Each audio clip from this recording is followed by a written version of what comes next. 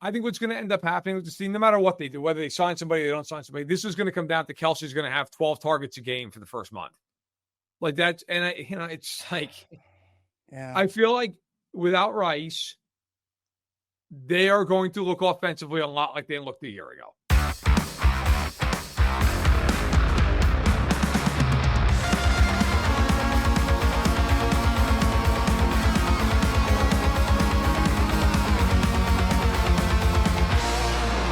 It's that football show here on KC Sports Network. Tucker Franklin hanging out with Matt Verderame on your Friday edition. Man, Matt, we are so close to that football show here on KC Sports Network. Thank you to our partners at Ben Holiday Bottled and Bond Bourbon. Obviously, you guys know I got it on my desk already. Ready for the weekend, ready to dip into the Ben Holiday Bottled and Bond as well. Matt, you're back home. Good to see you back home. I am. I made it. Looks like we made it. 14 hours. That's the only thing you'll ever get out of me. 14 hours in a car.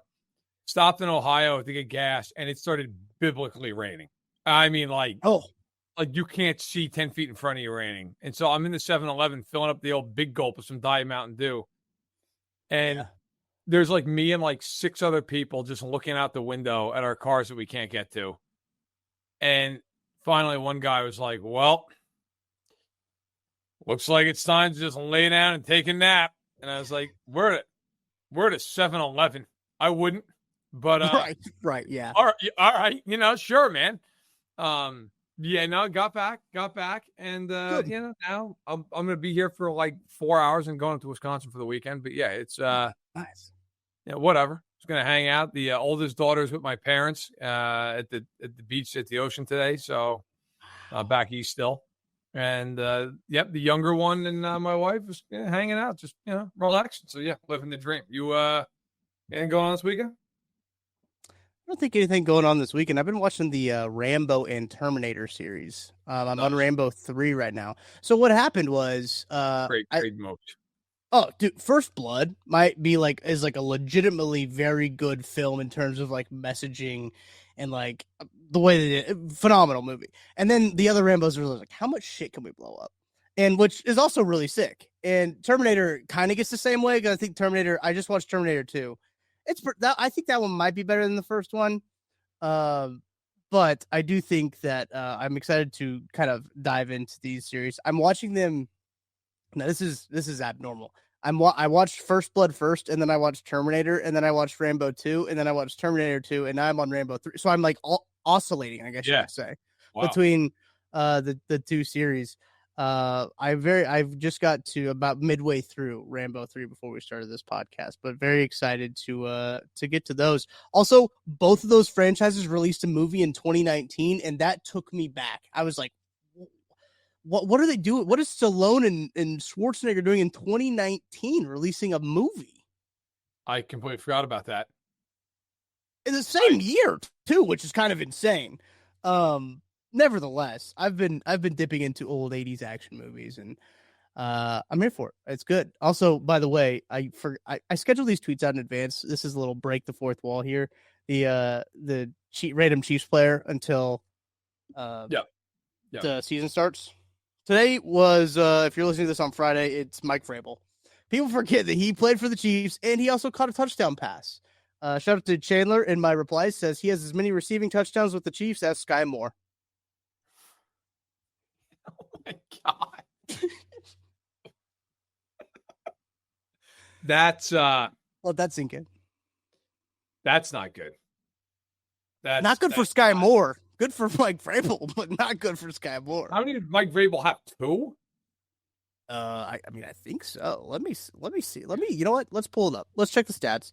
I know for sure he had 1 because I had actually texted Matt Castle one day that Sky I was like, Moore in his career has 1. He has 1 in regular season. I think he has 1 obviously in the Super Bowl as well. Oh yeah, he certainly does. You know who's got 400% of Sky Moore's production? Joe Valerio. Shout out Joe. Joe was getting a lot of targets down there. Oh yeah, he was. Joe was a red zone threat. Yeah, hell yeah. By the way, you know how many targets he got? He got 4 in his career, and he caught all 4 of them for touchdowns. That's a hell of a receiver right there. Okay. 7 yards, 4 touchdowns. And he also has a claim to fame. He was the one out in front blocking for Steve Bono on that 75-yard bootleg that is the most hilarious play in NFL history. Vrabel has 2 receiving touchdowns, by the way. Regular season with the Chiefs, yeah. Wow, so he's actually doubled up Sky Moore. Yeah. Tough look.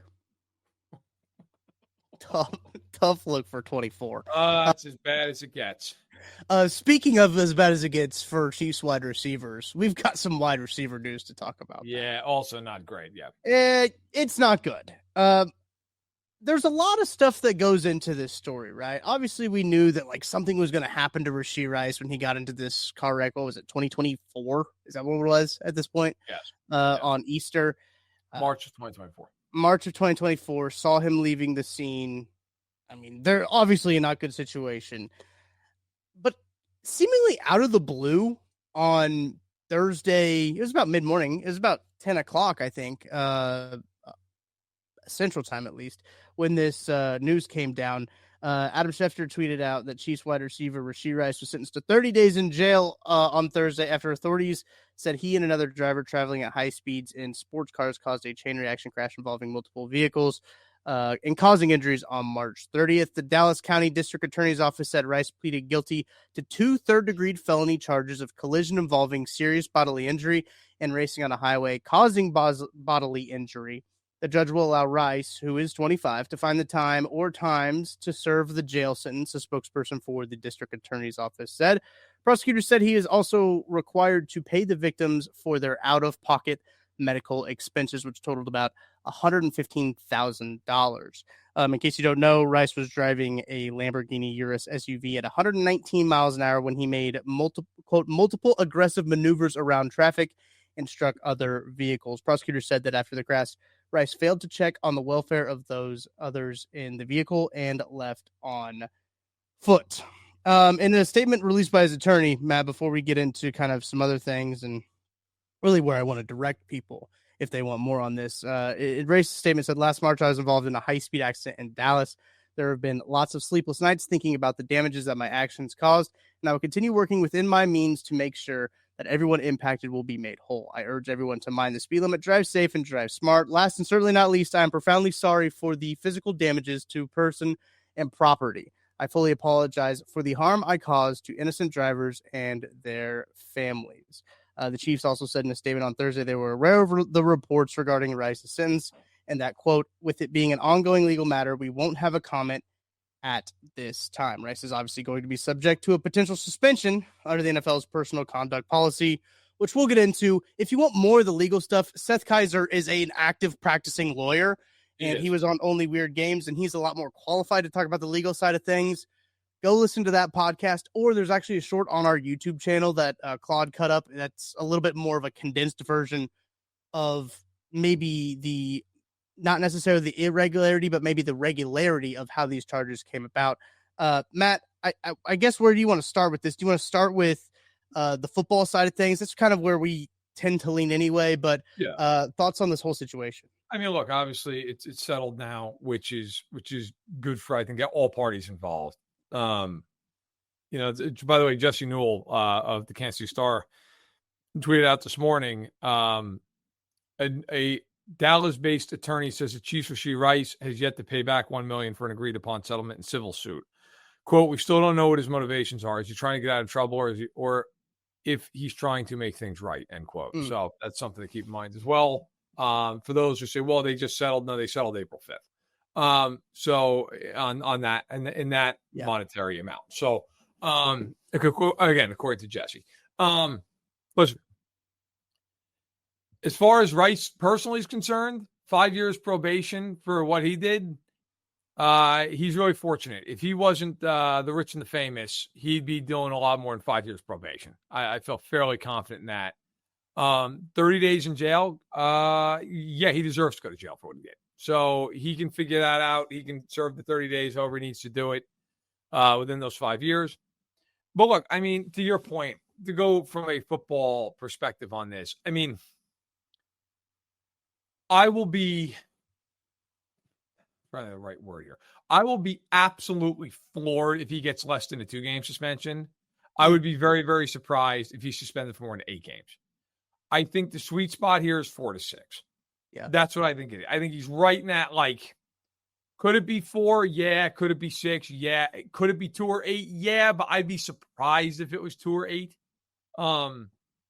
I mean, Justin Tucker got 10 games for like a dozens of alleged incidents. Right. Deshaun Watson got 11 for all of his famed alleged incidents. Like, is Rice getting 8 in the ballpark based on what those guys got? Now, the NFL may not look at it that way. They may look at it as like, hey, look, it's unto itself and fine. I think he's going to get 4 to 6. Yeah. It's just a guess. I know Matt Derrick tweeted out yesterday that sources told him that in the Chiefs building that they thought it'd be 2 to 4. We'll see if that's I'm sure they optimistic on their part or not. I can also tell you, I remember talking to people in the Chiefs building when Willie Gay got suspended 4 games for throwing a vacuum through a wall, and they were livid. Yeah. So, who knows if they've got their finger on the pulse of all this stuff. But in the end, he's going to miss time. And he's going to miss time at the beginning of the season, which is when their schedule is the hardest. And they are now going to have to figure it out. And it begs the question, A, who replaces him? B, do they go out and bring somebody in from the outside? I think that's kind of where I want to start with this conversation. Okay. Obviously, Adam Schefter reported that a suspension is likely this season, right? I don't think that's a shock to anybody involved that a suspension is likely. Adam Schefter, as Nate Taylor said this on NFL Live, Adam Schefter said that, like, 6 games is kind of what they're thinking for Rashee Rice. That was after the Mac Derrick report of the people inside the organization thinking 2 to 4. I'm curious to how, like, the news cycle not being as hot right around this issue plays into it. It was hotter around Justin Tucker, right? So you kind of have to bring the hammer down a little bit more. Now, is this how this should work? No. It's not how this should work, but is this how it does work? Yeah, it is. It's all about optics and appearance. I don't know. I think if from a Chiefs fan's perspective, I think you should be preparing for 6, but hoping for 4, if that makes sense. If I think you should be preparing for it to be in at least a 6-game suspension, which brings up the point. What are the Chiefs going to do at wide receiver for these first 6 games? Because they're now in the same position where, look, is Xavier Worthy your wide receiver 1? Hollywood Brown has maybe 4 or 5 games under his belt in this Chiefs system. Travis Kelce obviously isn't the same Travis Kelce. Looking a little bit scarier from a wide receiver personnel point of view, especially coming a literal not even 24 hours after Justin Ross says, hey, can you guys let me out of here? And good timing. Worked out. Yeah. Shout out Justin Ross for that timing. I tweeted out after this was announced, I just went to Spot Track and I just screenshotted the available wide receivers. I was like, in case you guys want this, here you go. And Matt, I'll read this to you now. The list on Spot Track. Keenan Allen, Amari Cooper, Gabe Davis, Nelson Aguilar, DJ Chark, Tyler Boyd, Brandon Powell, Chris Conley's retired. Jameson Crowder. So are half those other guys. They just don't know it yet. Yeah, Gunnar Olszewski. Can I interest you in him? No, you cannot. You can't even interest me in Gabe Davis. That's tough. Look, so here's the reality right now. If they do not add somebody, Juju Smith-Schuster is your wide receiver 3. Like, Mahomes trusts him. He knows the offense. He's a veteran. He's been productive with them before. And, oh, by the way, he plays in the slot. And he can be really good on running downs because he's a good blocker. They are going to value all those things. Yeah. He is going to be the replacement for Rashee Rice if they're looking at this current roster. Now, I know there are people, and I get it, who are like, what about Jalen Royals? What about Jalen Royals? Jalen Royals is a rookie. They're not going to jam Jalen Royals onto the field unless he comes out and he looks like God reincarnate on the field in training camp. Like, they're not. Tyreek Hill is a first ballot Hall of Famer. It took Andy 2/3 of the season to play Tyreek Hill. Right. Okay. And go back and look at that team. Weren't exactly overflowing with receivers. Okay. Like, it took them a half a season to really start to trust Rashee Rice. they were trotting out Kadarius Toney and Sky Moore. It took them half a season, maybe a little more, to really trust Xavier Worthy. Yeah. We don't need to talk about what they were trotting out a year ago. Okay? Like, they're not just going to put Jalen Royals out there week 1 and give him 8 targets. That's not happening. So, unless you believe they're going to give targets to Sky Moore, which if they do that, there should be a federal investigation, or Remigio, who I like a lot as a returner, but like, are they really going to put him out there and just play him up? It leads you to believe it's going to either be Juju or it's going to be somebody they bring in. And to that point, if they bring somebody in, it better be Keenan Allen. It has to be. He had 750 yards last year. Like, and he's a slot receiver. He's a veteran. Like, if you're going to bring in somebody, and I don't know that they will. I could see them just being like, look, we'll just get by and play 2 tight ends and blah, blah, blah. Yeah. The scary part is, man, Juju gets hurt. And if he gets hurt and you don't have somebody else, you're fucked. Like, I don't know who the hell is the third receiver on that team? Right. What if Hollywood Brown gets hurt? Then what? Just like, yeah. Like, you are a pulled hamstring away from just back to what we were, back to where we were a year ago with this team, where nobody has hands outside of Worthy. And like, that's it. So listen, I don't think they're certainly not going to panic over a 4 or 6 game suspension. That's not how they are. Yeah. But, I think my initial reaction was I don't think they'll sign somebody. But I do think, like, the fact that they are an injury away from Chernobyl at that position might make them do something for some insurance. Yeah. And that's the thing. I think it's more of a depth piece than it is like a production piece, right? Because when you look at their wide receiver room, it was already on the line if Sky Moore was going to make the roster. Right. Sky Moore probably makes the roster now. Just because of, if this, we've talked a lot about Sky Moore already 18 minutes into this podcast. That's why I have a headache. That is why. I want to run through the schedule real quick because we're talking about 2 games. We're talking about 4 games. We're talking about 6 games. We're talking about 8 games. Let me lay this out for you. Week 1 in Brazil against the Chargers, back home against the Eagles. Week 2, week 3 at New York Giants. Week 4 back at home against the Baltimore Ravens. A 4-game suspension, if you're kind of banking on that, would be back at Jacksonville was where she would be. Right. And then at home against Detroit on Sunday Night Football. And then that would be the 8th game there, right? No, that'd be the 6th game. And then the 7th game would be the Las Vegas Raiders at home. And then 8th game would be Washington Commanders, Monday Night Football at home as well. Then he would be back if it is an 8-game suspension for at Buffalo. Yes. Listen, I mean, I think, again, like, if they're going to bring in somebody, to me, the guys came now. Amari Cooper was a disaster last year for Buffalo. He wasn't very good. Yeah. Oh, it was awful. It was awful. He basically didn't show up. I mean, he was terrible. Gabe Davis is an abomination.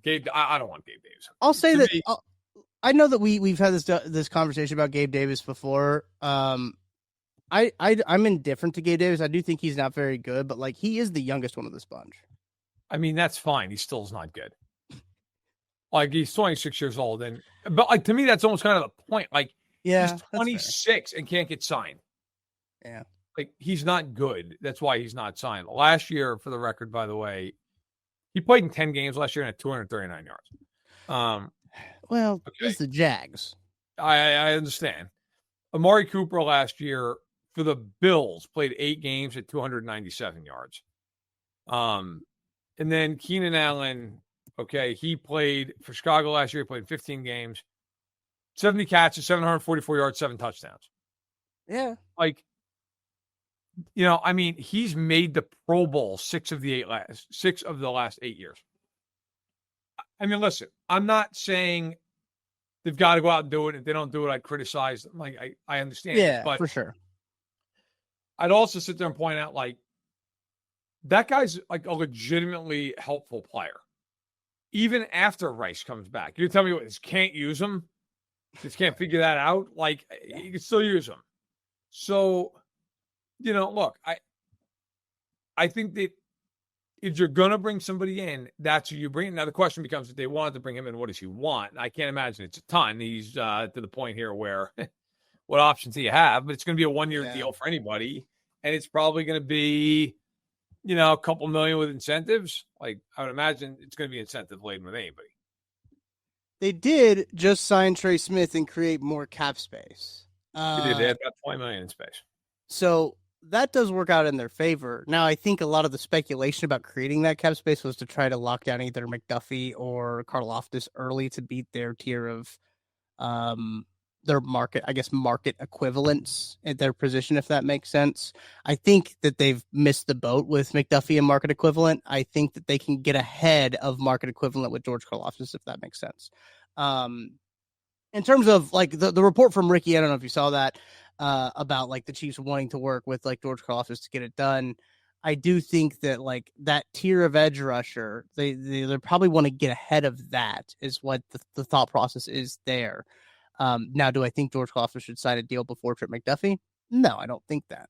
But I think I see what their thought process is of trying to get ahead of that tier 2 to 2.5 of edge rushers, getting ahead of the market value of that for George Karlaftis.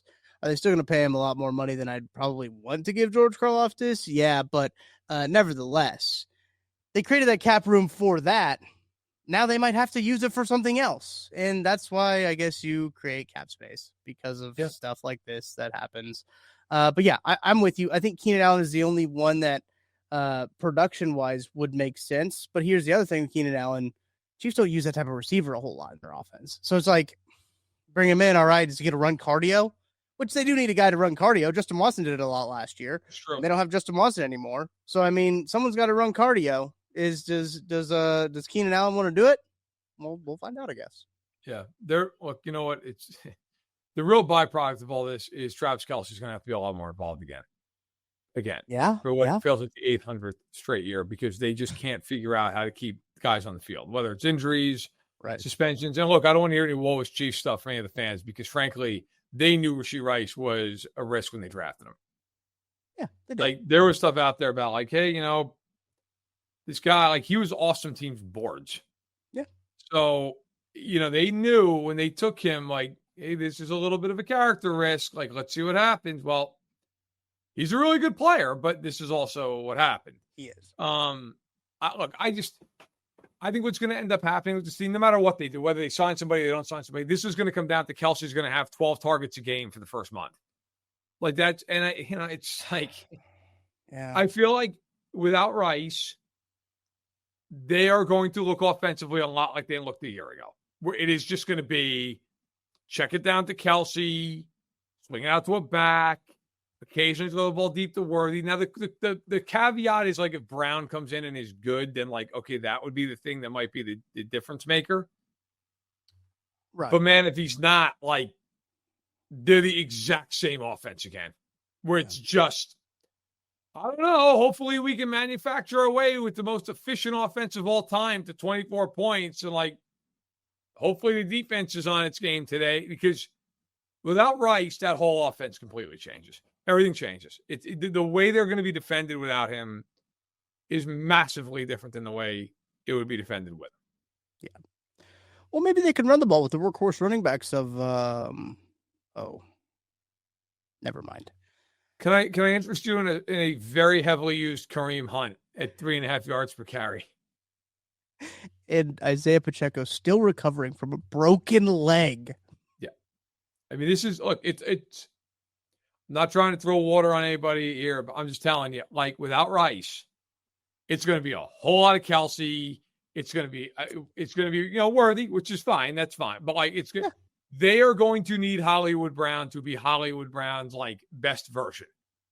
They need that. And if they don't have that, and your reaction is exactly my reaction. Like, if they don't have that, guess what? Nobody's going to respect this team throwing the football down the field. No, it's going to be, we're going to shade toward Worthy. We'll single up Brown. We're going to bracket Kelce and go ahead and beat us with 85-year-old Juju. Do it. And that's where it's. Good news is it's not permanent like it was when Rice got hurt last year.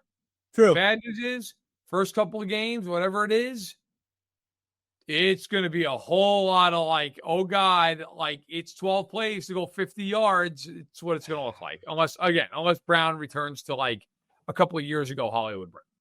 Yeah, it would be like what, pre-pandemic Hollywood Brown? Yeah. Like Marquise Brown. Oklahoma Hollywood Brown. Yes. Yes. So good luck to him. And we'll see how it plays out. All the best to Mr. Brown and the crew going on the wide receiver room. That is going to be obviously something to watch, as training camp is less than a fortnight away at this point. Maybe training camp. I don't even know how long is a fortnight. It's 2 weeks. Training camp's 4 days away. Training camp's Tuesday. Yeah, fortnight. Yeah, well, I greatly overestimated how far away training camp is. That's on me, folks. That hand up, I'll take that one. That one will be on me. You know, when they get the foul and they just lift their hand up, you're like, yeah, that one, that was me. Yeah, I mean, look, it gets real dark real quick, like we're talking about, but that is the latest Kansas City Chiefs news. There's plenty of news going on the NFL, and obviously we'll hit that on the other side with quick hitters. But first, we got to take a break. You guys know the drill. We'll be back right after this. Chiefs. Looking for tickets for your next event? Tickets for Less is your #1 source. Save big on every purchase when you use promo code KCSN at ticketsforless.com. Just a short drive from Kansas City. Experience the history, the heritage, and the bourbon at Holiday Distillery. Tour Missouri's oldest distillery, where real Missouri bourbon is made the old-fashioned way. Walk the grounds, taste the tradition, and take home a bottle of something special. Make the trip, sip the story. Holiday Distillery, Weston, Missouri. Book your tour at holidaydistillery.com. I'm BJ Kissel, founder and CEO of KC Sports Network. Emprise Bank has been with us from the beginning. They were our first network partner, and they believed in the vision of what we were building from the start. I can't speak to any other banks or companies and how they operate, but I can tell you from personal experience and based on the growth of the network you're listening to right now, that if you have banking needs, call our friends at Emprise Bank. We've worked with so many great people there over the years, from Vicky and Aggie to Andrea, Lori, Jackie, Deb, and Aaron, and not to mention so many others that not just supported KC Sports Network, but supported our KCSN Foundation as well. But the best thing that I know is that if I have a question or a problem, no matter how dumb the question is, I know who I'm going to call and who I'm going to talk to. And I know that I'm getting an answer from someone that I can trust. And I know that person is there to help us. That's why Emprise Bank has always been and continues to be our partner in Possible. And they can be yours too. You just have to reach out. If you have a banking need, whether it's business or personal, hit me up. I will connect you directly with the same people that have helped us build KCSN. And that's our friends at Emprise Bank. Folks, there's nothing that beats relaxing on a hot summer day and watching some baseball.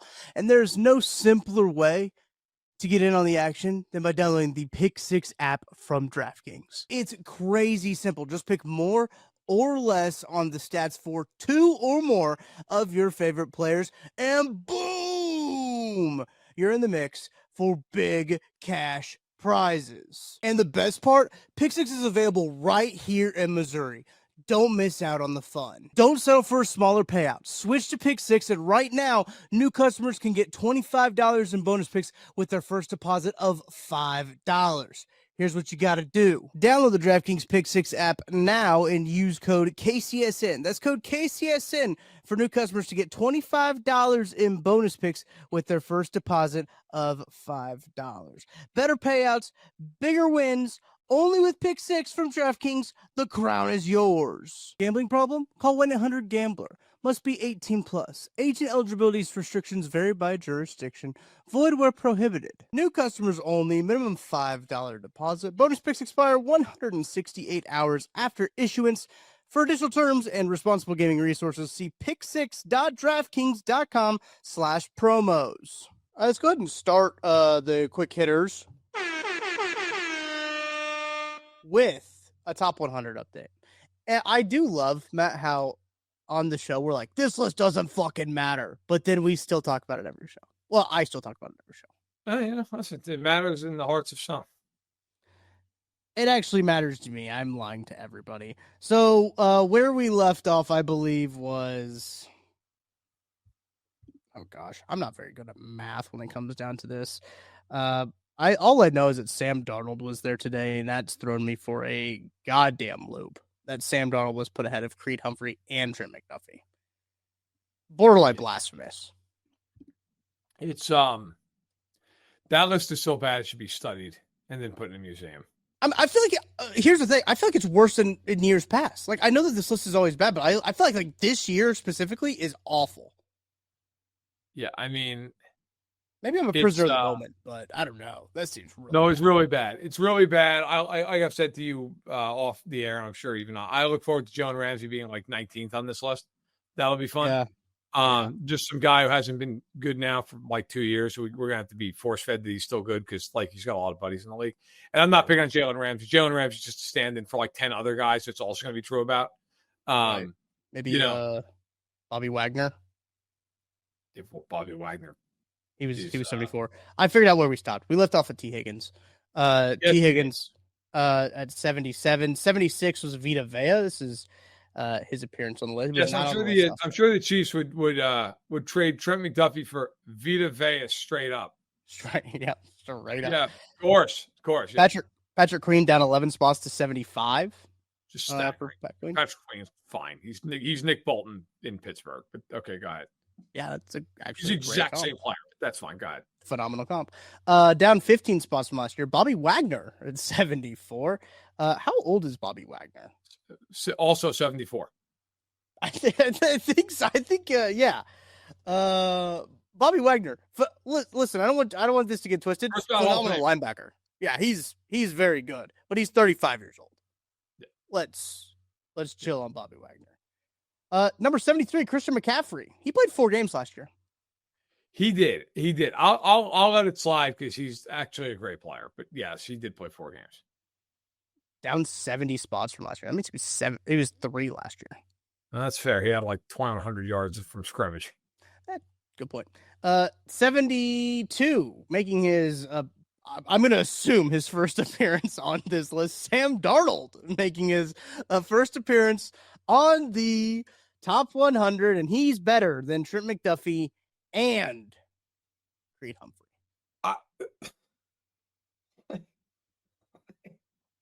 The Vikings literally were like, look, get out. Like, we're fine with it. Yeah. We won 14 games, and we think we can be better without you. So thanks for the memories. Like, they didn't tag and trade him. They just let him leave. In Seattle, everybody's like, well, look at what Seattle believes in, and they gave him 3 years and $100 million. Yeah, no, they didn't. Sam Darnold, if you actually look at his contract, I'm sure people really give a shit on this show, but if you really look at his contract, his cap number is 13.4 this year. His cap number next year is 33.9, but there's, other than his signing bonus, there's literally no guaranteed money past this season. If they cut him before the 5th day of the 2026 waiver period, they just like move on essentially. Okay. So these are like 3 1-year deals. The Seahawks are like, yeah, sure. If you're great, we'll pay you, but also like you might be on the Jets in 2026. Yeah. So let's see how this plays out. Yeah, he's 72. He's apparently better than Trent McDuffie and Creed Humphrey, and even like a guy like T. Higgins. Right. Yeah. Better, apparently. Better. Great. Thanks for that. It's awesome. Ignoring the legitimate all-star team he had around him, too. Who is the most hilarious person who is potentially on this list yet to come? Oh, that's a good question. Like, who's the name that you could actually see being on here, but also would like make you drink the entire bottle of Holiday in one swig? Like what? David Njoku? My first thought was Brock Purdy. That's a good one. Maybe that's unfair to Brock Purdy, but no, that's not unfair. I heard a comp the other day that Jalen Hurts is just Brock Purdy, and that made me stop and think about it for a minute, but I was like, wait, no. That's not. I'm trying to think trying to think of somebody else who'd be just like hilarious on the list. You're like, what? It's probably one of those old guys, right? It's probably one of those old heads. Like if it's yeah, oh yeah. Like Bradley Chubb. would be good. Von Miller. Put him on there. Von Miller would be. Oh, but they have to shut down the whole website. Right? Yeah, which, I mean, we'll knock out a bird with another bird here with another stone, I guess. Von Miller signed with Washington. Good for him. What I want to talk about Von Miller signing, he's wearing 24. Bad number. Melvin Ingram wore 24 in Kansas City. Didn't make it a better number. It's not a good number for edge rushers. It's still not a good number in certain instances. Not a good one for wide receivers either. I felt like I had just taken enough liberties. I wasn't going to do it, but I mean, look, this has been a Sky Moore lambasting fest. I don't know what happened. What happened to us today? Man did nothing. This game, he's going to come out to have 900 yards and be playing us at the end of time. We are Steve Spagnuolo all out blitzing 4th and 6 on Sky Moore. Like a baby deer. No, look, I don't understand. Like Washington's had I am not buying into the idea Washington's going to regress. And I know a lot of people are picking them too. I'm not, because I think Daniels is that damn good. Okay. I agree. I think he's a top 5 quarterback. He's phenomenal. I do too. Yeah. I have him 5. The flip side is this kind of been a weird offseason. They brought in Debo, who is he'd be eaten. Not his peak form. And and then you also have, like, they brought in now Von Miller, who is old and not good. Yeah. Like, I know, everybody watches Chiefs fans. You've seen Buffalo. Like, Von Miller was awful post ACL. Awful. Like, to the point that putting him on the field was malpractice. Yeah, man, I love the Tunzel trade for them. And I like the Connerly pick in the first round. But, man, they've added, like, some older dudes, and I feel like they're just doing that because they're like, yeah, we got to bring in the veteran guy. It's like, yeah, you have Bobby Wagner. You have enough veterans. Quick little research I did, and I thought this was true. I wanted to double check my findings. The Washington Commanders have the oldest roster in the National Football League in terms of average age. I mean, it's not surprising, man. They brought in like an old folks home. So, I mean, yeah, I can see that. Are the Niners like right behind them? The Niners are 29th. The team that's right behind them is the Pittsburgh Steelers, which also is not surprising. Yeah. Well, yeah, you bring in Rodgers. So wait, so the Niners are the 4th youngest team? No. 29 in terms of. Okay, they're fourth oldest. Yes, 4th oldest. Oh, I was going to the offseason. Their average age was like 57. The way I'm looking at it is it's it's the youngest teams at 1. Yeah, is the way I'm looking at it. I'm going backwards. People want to know this. Where are the Chiefs? Yeah. The Chiefs are tied for 10th youngest with the Dallas Cowboys and Buffalo Bills. Same exact roster age with those 3 teams. Okay. Yeah, they're pretty young. So yeah. Youngest team. Do you have a guess what the youngest team was? I think they were the youngest team last year. Okay, let me think. Youngest team would be a team with a lot of picks. Eagles. They're the 2nd youngest. Still NFC though. I don't know why this team stuck in my head. The Packers. They are okay. Yeah, it is. I know that they were the youngest team last year too, as well. Yeah, I knew they were one. I didn't know they were the youngest. I knew they were up there. Yeah. No. Listen, you want to be one of the younger teams. You don't want to be one of the older teams. That usually means rebuilds coming down down the old pike. Somehow the Raiders are 8th, and that there might be a math error there. I'm not buying that. The 8th oldest team. 8th youngest. Youngest? Oh, okay. Yeah, I'm not buying that math error. Maybe I'm just factoring in the head coach too much into it. But nevertheless, I thought that was interesting. To round out the top 100 update, Kirby Joseph coming in at 71. That was last announced on Friday. Look, we had a conversation about Kirby Joseph and just like cornerbacks in general. Like it's a real... I don't want to call it a Sophie's choice. That's not really what Sophie's choice means. It's a double-edged sword of just like, hey, look, this guy had a really good year. He had 9 interceptions. But like, why were guys throwing at him? Yeah. There's, they probably figured they could. Yeah. Now maybe they've learned their lesson. Maybe Kirby Joseph has stepped to the forefront here. But I mean, yeah. I mean, they've got other good safeties on that team. Kirby, they're probably like, yeah, we'll probably throw it. Oh, Kirby Joseph instead of. I can't think of who the other safety is right now off the top of my head, but Brian Branch is pretty damn good. Yeah, there it is. They'd rather throw it at Kirby Joseph. But we'll see how it's going to be 70-69. Nice. We'll file out there for the top 100, and we'll give you an update as that goes along. Okay. Back into the news. Jahdae Barron signs with the Denver Broncos. That leaves only one first-round pick, Shamar Stewart. Still the shocking. He's still out there. And he is also at Texas A&M. He is in College Station currently.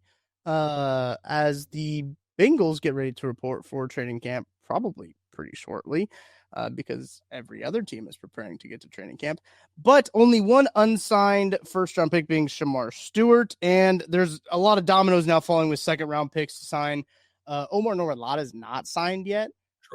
He's actually, you know who the next contract up, I say this in air quotes, up is? From the beginning of the second round? Yeah. It's Nick Emenwari. He just signed earlier today. Oh, he just signed this morning. I didn't see it. Okay. Well, it's Judkins. Yeah. It is Quinton Judkins, who I think might be a little occupied right now to sign a contract. Do you know off the top of your head, before I look it up and try to find from this article, what the date is that Shamar Stewart has to sign by before he can legally enter the 2026 draft and go back to school? I mean, that'd be pretty damn soon, right? Like it. Yeah. Look, first of all, I would be absolutely floored. I don't think it's ever happened. To my knowledge, I don't think it's ever happened that a guy got drafted and then just was like, "No, I'm good," and went back to college. But I got to tell you, look, I am sure Shamar Stewart will end up with the Bengals. This is a fucking disaster, Cincinnati. Bro, just sign him. What are you doing?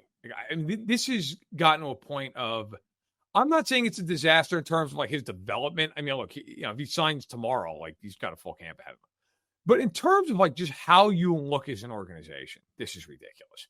Yeah. And it's not obviously just this. It's also the Trey Hendrickson stuff. It's also the Jermaine Pratt stuff. It's also all the BS that went on before they finally signed Chase. They don't want to spend any money and they don't want to do anything that they don't want to do. And it's like, hey, guys, at some point, you're in the National Football League.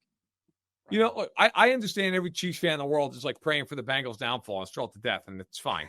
But at the same point, in all seriousness, there is just a part of me that actually looks at this and goes, "This is just pathetic." Yeah. I mean, here you are. You've got Joe Burrow. Say whatever you want about Joe Burrow. The guy is a tremendous quarterback, and you are wasting this guy because you can't be bothered to pay Trey Hendrickson and to give him an offensive line because you just don't feel like doing it. It's unbelievable. It is football malpractice the way that team handles its conversations and negotiations with players. Mike Elko was asked about this because SEC Media Days was the following 3 days, I believe. I think they're done now, but it was Tuesday, Wednesday, Thursday. Wild. Yeah, shout out my guy Eli Drinkwitz saying I'm not answering any questions about Grassy Knoll. I'm not answering any questions about Epstein. I'm not answering any questions about none of that stuff. Somebody should have immediately asked him about Epstein, just seeing if he went for it. Thanks, Coach. Appreciate that. But Mike Elko on Thursday did say that he does not anticipate Shamar Stewart to return to school, and would be that would probably be a big knock to his draftability. I think I made that word up, but you know what I'm saying. In terms of how, even in the next year's draft, look, phenomenal football player, to what teams would be likely to sign him. I will actually be curious though if the Bengals do give in and are like, okay, we won't put this injury stipulation in, but we'll see. I thought that was really interesting. A couple of injury updates. The Chargers are the only team or one of two. I don't even know if the other team in the Hall of Fame game has reported to camp, but nevertheless, they are Najee Harris and the we talked about his injury on, I think, last week's episode. Right. He's going to start camp on the NFI. Mike Williams, we talked about him being put on PUP. He said, you know what? I'm actually out of here. He's retiring after 8 seasons. He's like, I can't do this anymore. I don't want to start on PUP. So he is retiring. Najee Harris will start on NFI, the non-football injury list. And so it goes. So now we're getting injury updates as this all is starting here with all of that going on. Okay.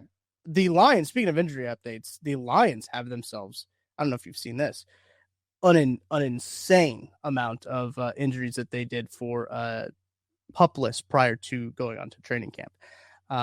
I saw this list and was taken aback by the length of it because, look, Taylor Decker, they put him on the PUP list. Miles Frazier, a guard, they put him on the PUP list. Alim McNeil was put on the PUP. Levi Onwuzurike, he was also on PUP. Joshua Pascal was placed on the non-football injury list. Makai Wingo, Mizzou made, was put on the PUP list. Malcolm Rodriguez put on the PUP. Khalil Dorsey put on the PUP. Stanley Thomas Oliver was also placed on non-football injury.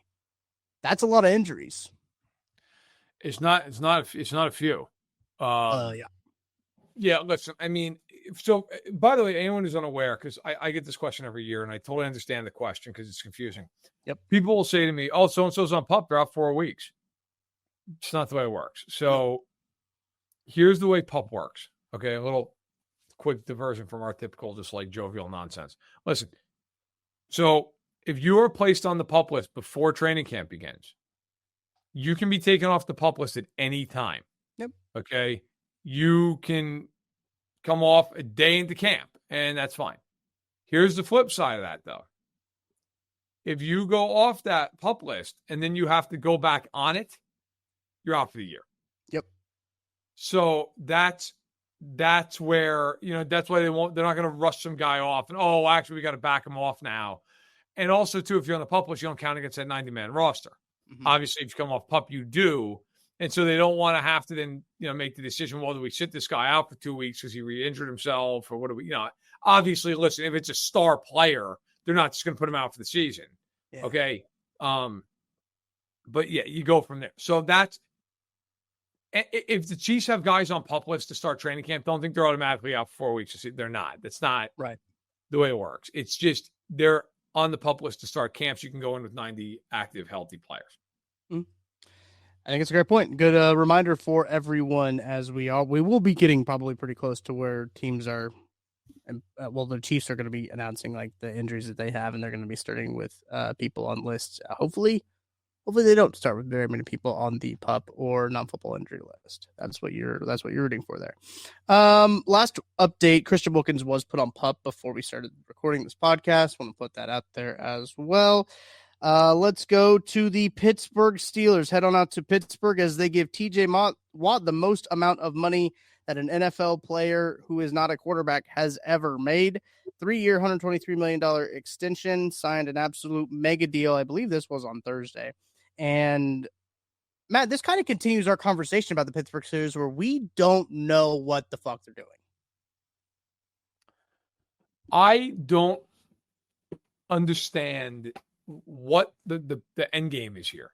Yeah. Like, you traded away one aging DB who's not that good anymore for another aging DB who's not that good anymore. You then also got rid of one mercurial receiver for another fairly mercurial receiver, although Metcalf I think is better than Pickens, but still like Pickens and Metcalf are like kind of the same guy in a lot of ways. You brought in Aaron Rodgers, which, okay, fine, he's better than Justin Fields and Russell Wilson, but like he's not like top 10, caliber anymore. So like, what is Aaron Rodgers and Jonnu Smith now? Like that's going to push them over the top. Like their ceiling is getting blasted out of the playoffs in the divisional round. Yeah, that's their ceiling. Their ceiling last year was getting blasted out of the divisional round in the playoffs. They just didn't hit it. They got blasted out of the wild card round because they ended up playing Baltimore in the first round. But I argued right after that game against Baltimore last year. I wrote a column that night saying, look, trade Pickens, they listened. Trade Watt, they didn't listen. They did like, not listen. Just tear it down. It's over. Like, you know who they are, honestly? They're the early 2000s, late 90s Chiefs who just could not accept the fact, guys, it's over. It's over. You had a run of X amount of years when you were legitimately competing to get to the Super Bowl. You failed to do it. It's done. It's done. Like, you have hit your max. You're done with it. It's, and they just can't accept it. I'm not saying they can't make the playoffs. Yeah. But like signing TJ Watts with 3-year extension, that's $41 million a year when he turns 31 in October. Right. Like, why? Like, I the whole thing is so bizarre to me. To me, they're just there. They're not a contender. Oh, just anyone alive think they can win a Super Bowl? Like, they're just kind of there. No, I mean, they do benefit from playing in a division where there's one team that's not going to field a defense, I'm pretty sure, and then the Browns. And obviously they got the Ravens in there, but they're going to benefit from the Browns being inept and the Bengals not having a defense. So I do think they benefit from that. I don't understand, like, even like how, this isn't going for it, right? Like, as you mentioned, TJ Watt turns 31 this year. Like, that's like pretty old in terms of NFL standards.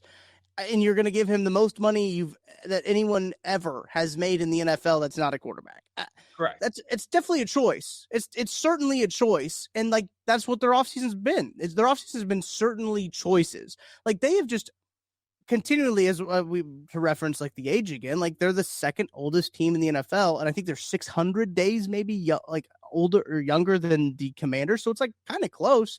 And they signed Darius Slay, who old DB. They trade for Jalen Ramsey, who like is not the Jalen Ramsey that got 2 first-round picks. Like, that's not that Jalen Ramsey.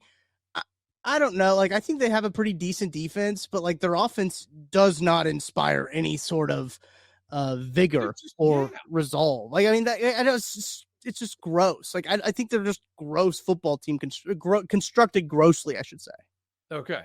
Yeah, that's fair. I can't remember ever hearing a team described as gross. We're not talking about like some like horrible off field thing, but I appreciate it. Well, the Browns are also gross. Yeah. Yeah. Well, yeah, that's it. Yeah, right into the lake. Is the AFC North gross? Justin Tucker.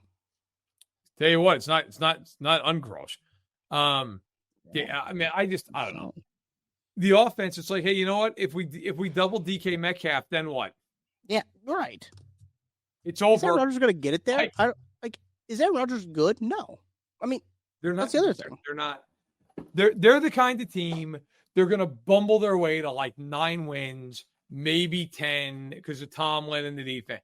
And then they're going to go to Buffalo and get their brains beat in a game up there. They're going to lose 34-10. And then we have to listen to Rodgers be like, I don't know. This is not it. I got to go sit in darkness in Malaysia for 10 days and think about it. Can't wait. Got to do a John Rambo in Thailand. Call back. Yeah. We'll see.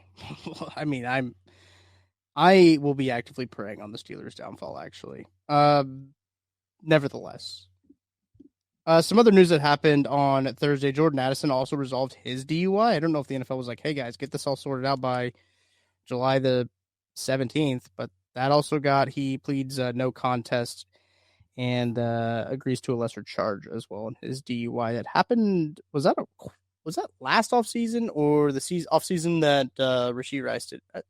I think there's a season in between. I don't know off the top of my head. I have to look. I'm not sure. I don't want to say the wrong thing. My immediate thought was it was the same off season. Yeah. I'm unsure as well.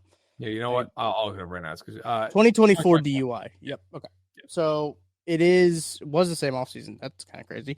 That those two happened, and they both get resolved on the same day. Also, incredible by his agent to be like, after the Rashee Rice news comes out, he'd be like, "Oh yeah, by the way, let me slide this one out there.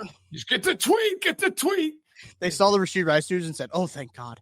They tweeted out super quick. I love that.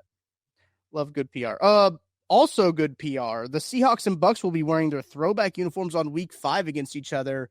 The 90s throwbacks for the Seahawks, and then the 70s OG all white Bucks throwbacks creamsicle. Interesting that like those jerseys actually never played against each other. I think that's kind of funny, but it's going to be beautifully aesthetically.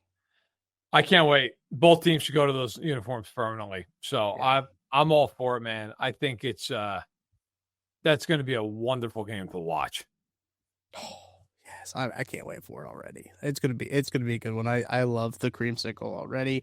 Last but certainly not least, Lloyd Howell has resigned as the NFLPA executive director after he cited distractions his leadership has caused in the recent week. Yeah, that's one way to put it. Yeah, that is a spin. That is a spin zone. Now comes the part like okay, he's a bozo, right? Which is fine, whatever. Maybe he's a bozo of the week. He's bozo of the month. But like, you know what? Now you got to start like if you're the NFLPA, stop putting in these guys who are just a complete waste of time. It's all they do. Like they one guy after the next. They put in these people who you're like, why? Like put in somebody with some actual teeth. You know, like put in somebody who's got some experience with this. You know, or if you want to go the other route, be like, all right, look, we're going to put somebody in here who's like a former player who has like legal chops, who like, you know, like don't just like promote like his like second in command. Yeah. Don't do that. Okay. Please don't do that. If you guys don't know what had all been going on with the NFL, the NFLPA, I feel like it was maybe a month or so ago. Pablo Torre unveiled an investigation that he found from in terms of not necessarily tampering, right? I can't remember what the official word is, but collusion. There it is. Essentially, yeah, there's collusion, and also that like Powell's like invested with the NFL and like them making money, you know. So it was a complete conflict of interest. It was ridiculous. So here, this is from the Associated Press. Howell has come under scrutiny since ESPN reported he's maintained a part-time consulting job with the Carlyle Group, a private equity firm that holds league approval to seek minority ownership in NFL franchises. That followed the revelation that the NFLPA and the league had a confidentiality agreement to keep quiet an arbitrator's ruling about possible collusion by owners over quarterback salaries. The latest issue, I believe this came out like what? It was like after we recorded on Wednesday or maybe early Thursday morning. No, it was Thursday. The latest issue was from an ESPN Thursday report that revealed 2 player representatives who voted for Howell were not aware that he was sued in 2011 for sexual discrimination and a real retaliation while he was also a senior executive at Booz Allen. That was not the report I was thinking of, because there's a report from JC Treader saying that like players faked injuries. I don't know if you saw that. Like they were encouraging running backs to fake injuries. Pablo Torre, again, on that investigation, a part of the whole thing, because like, hey, if they're going to collude, let's just fake injuries. Just Walter Cronkite. I it's happening. It's unbelievable. It's great. I love it. Like somebody needs to do it. Yeah. Pablo Torre is like the ultimate watchdog here, but yes. Yeah, good for him. Good for him. It all started with like Belichick and his girlfriend, and now it's just chaos. And Pablo Torre finds out. Very good podcast there.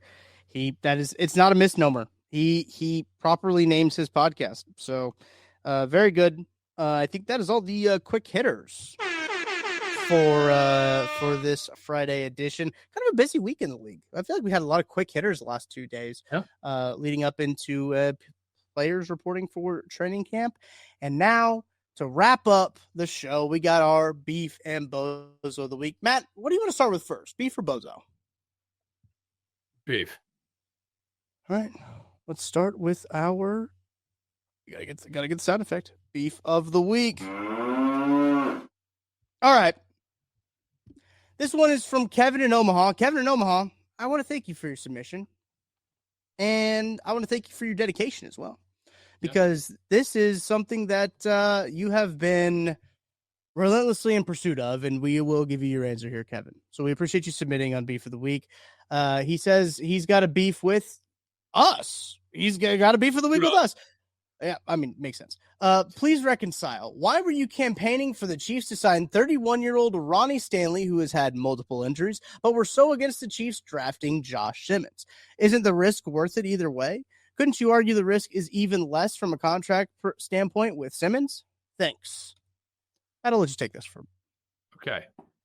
I'd like to just state that I was not campaigning for Ronnie Stanley. And you can go back and look at these videos. I remember multiple times saying that it scared the hell out of me giving him a massive amount of money because he's hurt all the time. Now, what I also said, and maybe this is to your point, Kevin, what I also said was, I don't know what they're going to do here because Alart Jackson had gone back to the Rams.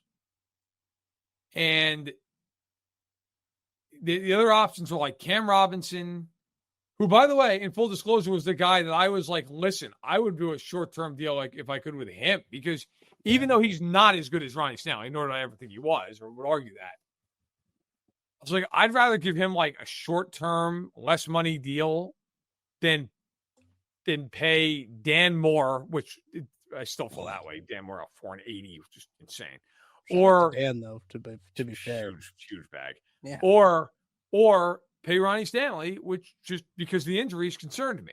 Now, you also got to factor in free agency comes for a draft, and the thought process was at the time, I remember talking to people with the Chiefs who were like, look, this draft class of tackle is terrible. Yeah. And so, like, you're kind of stuck in this spot, which, by the way, I truly believe, like, I have no reason to think they didn't feel that way. Like, they signed Jalen Moore instantly. Correct. They were just like, he was literally the first signing that was announced during the free agency tampering period. Then they went back and they drafted Simmons because I think while they do believe that class at tackle stunk, I think they just loved him and were like, if he ever somehow gets to us, we will take him. Mm-hmm. And that's, I'll own that part for reading that room wrong. I just thought like, okay, they can't stand this tackle class. They're not going to take a tackle. Well, foolish me. They were like, no, if this guy with a torn patella gets to us, we're going to take him. That may end up being the best decision they made. But the reason I was against it at the time was, listen, the talent level with Simmons was never a question. It was being 320 pounds at a torn patella tendon. Correct, yeah. That was combined with a lot of people in the league saying, and even some to me directly, like, hey, look, there's some maturity issues with this kid. Like, are you going to kind of have to hold his hand a little bit here? Hey, maybe none of that's founded. He goes out and he balls and he's great, man. And that's the ideal scenario. But yeah, I didn't want them necessarily to sign Ronnie Stanley. I felt like that might be them being against a rock and a hard place. Yeah. But I was not like, oh, they need to go out and sign Ronnie Stanley, because Ronnie Stanley might play 5 games next year. Like, that's on the board. Yeah. I think for me, Ronnie Stanley was the best of a bad situation, right? Like, in terms of like the ceiling you could get, Ronnie Stanley was going to raise that ceiling undoubtedly. He would raise it. How many games he'd raise that ceiling? You don't know. I think I'm right there with you. Is like, we were just like, I mean, Ronnie Stanley is the best option, but like, is that actually a good option?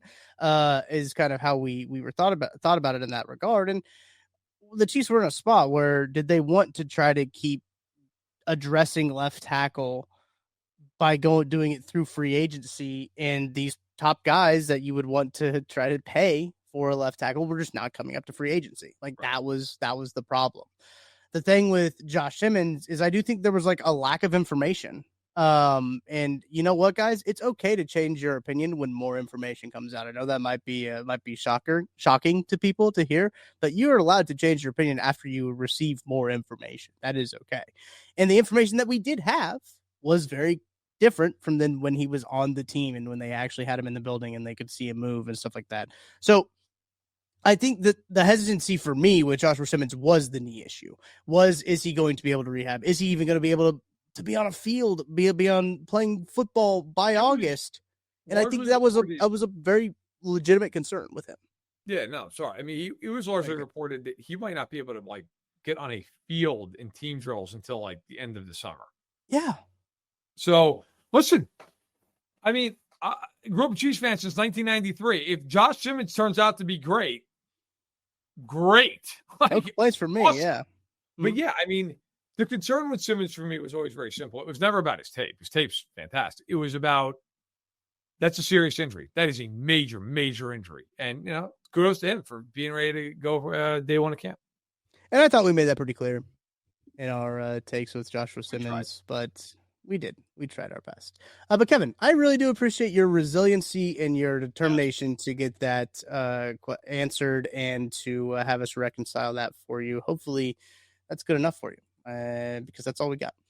All right, that is our beef of the week. Let's get into our bozo of the week. Chad, I want to shout out Chad from Portland for getting this one in. Portland. Shout out Portland listening to the podcast. Right. That's fine city. Sick. Great city. I've never been there. I don't actually, Chad, is this Portland, Maine or Portland, Oregon? I want to know because I've actually heard that both Portlands are phenomenal. So let us know, Chad. Appreciate you listening to it. Chad also did submit this as a beef, but he says if it makes more sense as a bozo submission, then move it over. And that's what we did. So my bozo of the week is with everyone who thinks it's okay to listen to everything on their phone speaker in public. I cannot agree with this more. Yeah. Every damn day at lunch, on the bus, waiting room, etc., get some damn headphones. Why do you think everyone else needs to be subjected to the bullshit you want to watch on TikTok or whatever? It's an issue that gets worse every day, a race to the bottom. I could not agree more with this, Matt.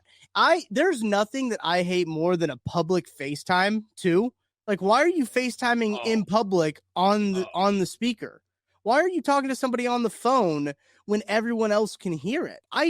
That one makes no sense to me in my brain. Like, if that would, it might be a lack of awareness. One, maybe I'm just too self-conscious of everything going on around me and what I'm doing and how it affects other people. Maybe that's a deeper issue I've got to explore within myself. But I would be so stressed out if I had any sort of noise coming from my phone in a public setting. I don't understand how people do it and how people are okay with it. Also, I have a pair of AirPods that I usually carry with me everywhere. I'll just pop one of those in. I mean, it's not that hard of a solution, you know? Anyone listening in a public space, especially in like a confined, like a bus or something, or a plane. Yeah. Anyone listening to something on speakerphone that is an emergency in a public space should be put to death immediately. Okay? Immediately. Like, if they're on a plane, bring them out, put them on the tarmac, and just run them over with the plane. Yeah, I could not possibly concur more with this. There are people that do this. Like, I will go out to a restaurant sometimes, and people are just, like, on their phone. Hey, bro, put the fucking thing down. Like, I promise you, that YouTube short you're watching, it's going to be there in an hour. Yep, it'll still be there. Tony, and shut the fuck up about it. I'm trying to enjoy my life and my time. Look, there's nothing worse than people who have an absolute, complete, and utter lack of common decency for anybody around them. You know, just saying, it's like, not to get off that. It's like with people, if I saw 14 hours to dealt with about 10 of these people who just don't use blinkers on a highway. They're like, that's fine. And they just cut across 3 lanes. I can't tell you how much I hope your power steering fails and you swerve in front of a Mack truck. Like, you are the worst of the worst. How much effort does it take to put in an AirPod or to throw on a blinker? Like, how much? And then, like, they get mad at you if you're like, hey, man, can you turn that down? And they look at you like, well, how dare you? It's like, well, turn it down, or I'm gonna make you eat your phone. Like, pick one. Like, it is so unbelievably obnoxious. Also, related to phones, people, and I'm sure there are people in here watching this who are going to get pissed, but I don't care. You're all terrible for this. People who take their phones out at concerts and record the whole fucking thing. Like, yeah, hey, bro, I agree. You're at the concert. Watch the who's the asshole going back 6 months from now? Like, hold on a minute. I'm going to rewatch this on my phone. Never. I would defy any human being to tell me, when do you go back? You're like, hold on a minute. All the small things that I was seeing at the United Center. Hold on. I got on my phone. Just enjoy the concert, you dope. You paid $300 to be here. Oh, people and phones. Like, I'm on my phone all the time. I'm not judging anybody for spending too much time read too online. Like my wife did it. But my God, like, there's a time and a place. Like, have some self-respect and also common decency for your fellow man. I think the concert thing is I'll take pictures of a concert, right, of a set. There's no, I cannot pinpoint a single time where I'm like, I want to go back and watch Creed sing Higher on my shitty recording that I took. It's never happening. Like, if you're home and you're like, damn, you know what I want to do? I want to listen to Higher by Creed. You're putting it on your computer or your television. Yeah. You're not, or you're like playing the song off your phone. You're not like, hold on a minute. Let me go get this recording video up. Yeah. from the 82nd row in the upper deck. Like, hold on a minute. Yeah. Oh my God. You're the worst. You're the absolute worst. You should be taken out and just thrown in front of a car. I will say there have been times at some concerts where I'm like, well, I should record this. And then I start to think, and then I stop myself and I think, when am I going to watch this again? I'm not going to. Nobody. Also, here's the other thing. Same thing with fireworks. Nobody gives a shit. Number one, if you post it on your story, you post it anywhere, no one's going to watch that either. And like, what are you doing? Watch the fireworks with your girlfriend or your boyfriend or your family or whoever the fuck. Like, hold on. I want to record this. So when it's November 19th and it's cold outside, I can watch this tiny little mini show on my phone. Like, oh, remember when? Like, you are the biggest loser alive if you're sitting there doing that. Please stop doing that. Put your phone down. Enjoy your life. Like, and those are the same people who are like, I don't understand what the problem is. Like, the problem is you suck. That's the problem. Yeah. And so that, yeah. Anyway, we can play the soundbite that we didn't play at the. I mean, those people are the worst. All right. Those are the week people who are on their phones. We took. I want again. Shout out Caleb, but you just kind of gave us a trampoline. Good job by you. Yes. Yeah. Shout out Caleb. To people who care about their phones too much, they deserve. Oh, brother, this guy stinks. Perfect. Yeah. That extends, by the way, to people at football games that do that. Like they're like videotaping, oh, look at this touchdown celebrate. You're gonna go back and watch that, bro? Really? Yeah. No, I couldn't tell you. Beer and high five your buddy. Like, stop. I legitimately could not tell you one time from my concert or a sporting event where I went back and I was like, oh, look at this video. I don't think I could. Like, I take pictures there, obviously, you know. One time Tara caught also, by the way, for some reason, Buck Tui, I think I've told you about this restaurant. It's like a Thai food and Kansas City barbecue fusion restaurant. I gotta try that. Incredibly good. Next time you come into town, we'll head out there. But incredibly good. They were throwing out brisket wontons, like just in the crowd. They're just like, all right, let's throw out some crab rangoons. And Tara caught one on her finger. Like, she went to grab it and it just like skewered on her finger. So I have a picture of that. And that, you know how like iPhone will always like throw up some memories if you got like the photos. That's one that always comes up. And that was the Black Friday game where Aiden O'Connell forgot how to catch a snap. And I don't know if I should put that on Aiden O'Connell, truthfully.